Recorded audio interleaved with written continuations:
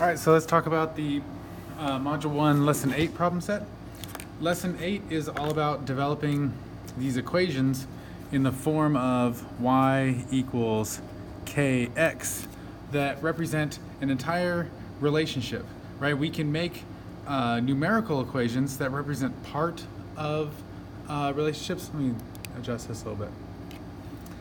But we want equations that have variables in them, y and x, because y and x can stand for all the different values that can take place in a relationship.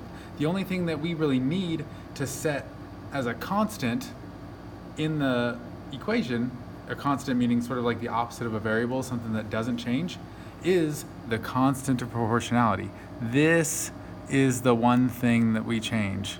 This is what I'll say replace. We replace this k in y equals kx with a number that we found, obviously the k, and we just leave that y and that x there. So let's see here. Let's look at number 1. It says there are 3 cans that store 9 tennis balls. Consider the number of balls per can. Okay, so if there's 3 cans, let's do this like this. You got 3 cans, and each one of them is going to hold 3 tennis balls. Or no, I think, well, I kind of just gave away the answer. It says that altogether they store 9 tennis balls. And I think we'll see that it means each one holds 3. So you've probably seen these cans in the store before. They have like a stack of 3 balls in them, like this. We got to put 3 in each if we want to get to 9 total. You didn't have to draw a diagram like this though. I'm just doing it for fun. You could have just done 9 balls divided by 3 cans equals 3 balls per can. All right, we've talked about how per and division kind of go together like that. All right, so it says find the constant of proportionality for this situation. Well, I think this is going to wind up being our k, right? Because if we had a table of values here and we were talking about, cans and how many balls we have total, well, if we had 1 can, we'd have 3 balls. With 3 cans, we get 9 balls. If we had 10 cans, we'd get 30 balls, right? So each one of these I'm just multiplying by 3, making 3 our k. And so it says write an equation to represent the relationship. So this is the mistake that a lot of students would make. They'd say, oh, well, 3 times 3 equals 9. That's not what we want. That relationship, that equation right there, it's a good equation, but it doesn't represent the whole relationship. It only represents this pair of values. It only represents the fact that if you have 3 cans and there's 3 balls in each can, then you must have 9 balls. But the relationship is about if you have 1 can, you have 3 balls. If you have 10 cans, you have 30 balls. If you have 1,000,000 cans, then you have 3,000,000 balls. And the only way we can represent that whole relationship is using variables, y and x. And so rather than this sort of small equation that only represents one pair of values, we're going to represent the whole relationship with y equals 3x. You can always get your y value by taking 3 times the x value. That's what this equation says. And so this represents the whole relationship. And that's pretty much all there is to questions 2, 3, and 4 as well, is just find the constant of proportionality, and then you're just writing an equation in the form y equals kx. You really got it, like this should be like totally imprinted in your brain. And then you just find k and you insert it where this k goes, like we did with this 3. We took this 3 and we went whoop, and we got y equals 3x. All right, because I personally think that's kind of easy, I'm going to let you do 2, 3, and 4 without my help, and I'm going to move all the way down to number 5. So number 5 says On average, Susan downloads 60 songs per month. An online music vendor sells package prices for songs that can be downloaded onto personal digital devices.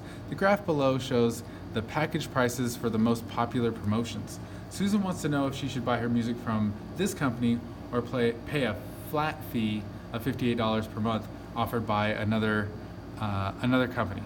So which is the better buy?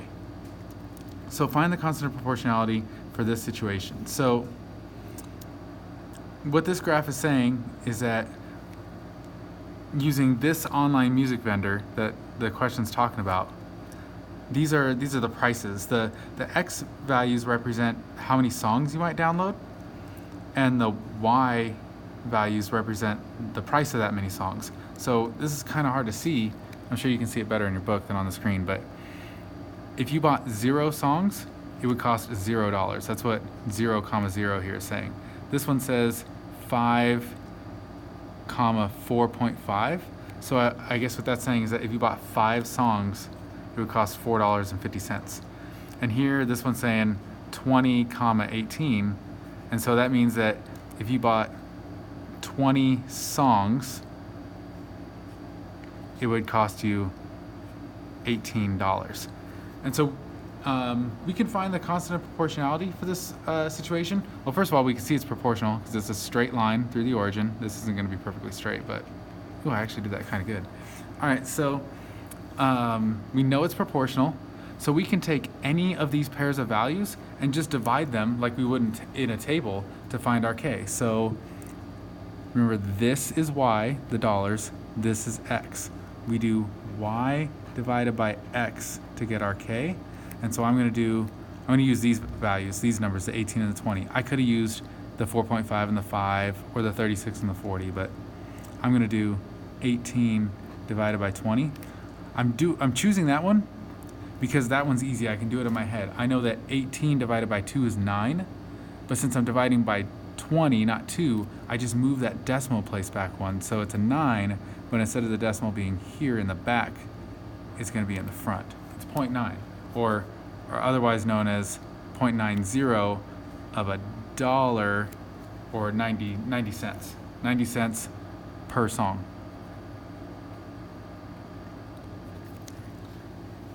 All right, so that means our K is 0.9, right, or 0.90. So you should be able to write this equation to represent the relationship now. You should know that, so this is the answer to A here. And so B, I'll do over here in green. B is just the equation in the form y equals kx, but we're going to take our K and replace it with the K in y equals kx. So y equals 0.9x. All right, and then for C, it says use your equation to find the answer to Susan's question above. Remember, she wanted to know essentially how much would it cost if she orders 60 songs per month, and whether or not that's better than just paying $58 a month flat rate from the other company. I'm gonna work up here only because the camera doesn't. Well, I guess I could fit right here. No, I'm gonna work right here. So, in order to figure out how much 60 songs would cost, we need to do, we could just take the 60 and put it where this X is in our equation, because 60 is an X value. The X value stands for how many songs you get. And then what we will find is the Y value, which is the price. So this is what we want. We want Y. And so we're going to write Y, the thing we still don't know, equals 0.9, our K that we found earlier, times, and I'll use parentheses to mean times, 60 for 60 songs. And this is another operation that I can do in my head, not too difficultly, without much difficulty, I guess I should say, because 9 times 6 is 54, and so if I were doing 9 times 60, I would just add another 0 on there and I get 540. But I know it's not 540 because I did 0.9 times 60, not 90, so that decimal place needs to come up one spot, and it's going to be 54. I got 54.0, but 0.0 doesn't do anything. So $54 to be precise. $54.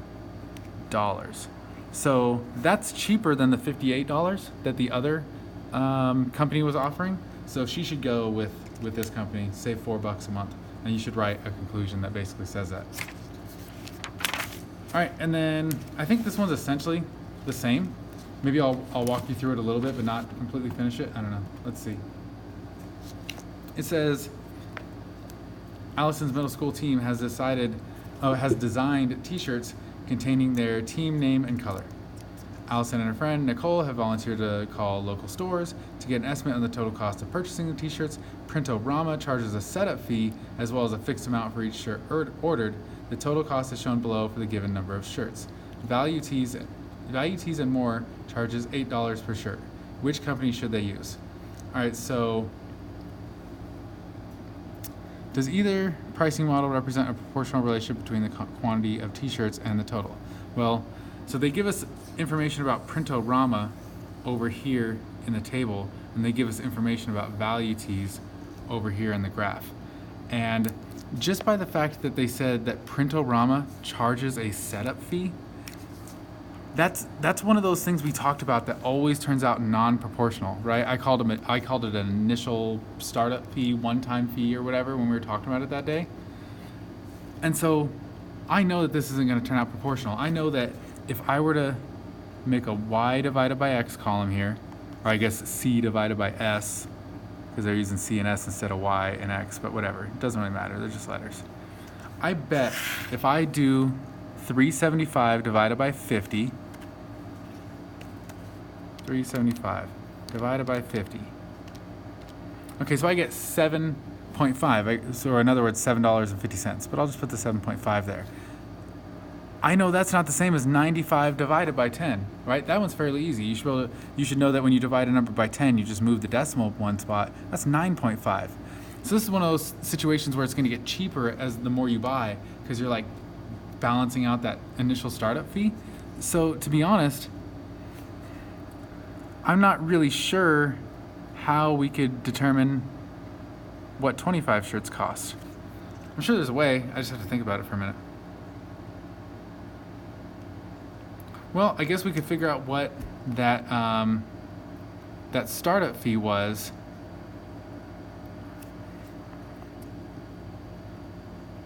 by looking at the difference between the cost of 10 shirts versus the cost of 50 shirts. Oh, that's a really advanced problem for where we're at. I think I'm only going to, if you're watching this and you're looking at this problem, I bet you I assigned it as some kind of challenge.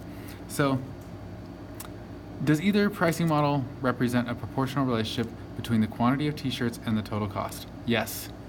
I can tell that Value Tees is proportional because it's just a straight line through the origin. That part's easy. So let's just get that out of the way. Yes. And you can answer that. Write an equation relating cost and T-shirts for Value Tees and More. Okay, that's relatively easy. You just need to pull a point from one of these values. I'd say this is probably an easy one here. Oh, they're both easy. So like this is my y, this 80, and this is my x, this 10. 80 divided by 10, right? To get my k equals 80 divided by 10 equals 8. And so to write the equation, I'm doing b right now. This would just be y equals, instead of k, I'm just going to take this 8 and I'm going to put it right here. Y equals 8x. What is the constant of proportionality of Value Tees and More? What does it represent? Well, it's kind of weird. It's almost they should ask C before they ask you to do B. So this is the constant of proportionality, this 8, and it just means they're charging $8 per shirt, which they told you right there in the question. How much is Print-O-Rama's setup fee? So you know what? There is a way, I'm thinking of a way in my head that you could compare the prices for 10 shirts and 95 for 10 shirts costing $95 and 50 shirts costing $375, and with some little trickery and some good thought, you can figure out exactly what the setup fee is and then what they're charging per shirt after that. It's a little bit beyond what we're learning about direct proportionality in this class right now, and I'm only going to assign this question as a challenge for sure. And since it's only going to be a challenge, I'm not going to sit here and tell you how to do it. I want you to think about that one on your own. All right?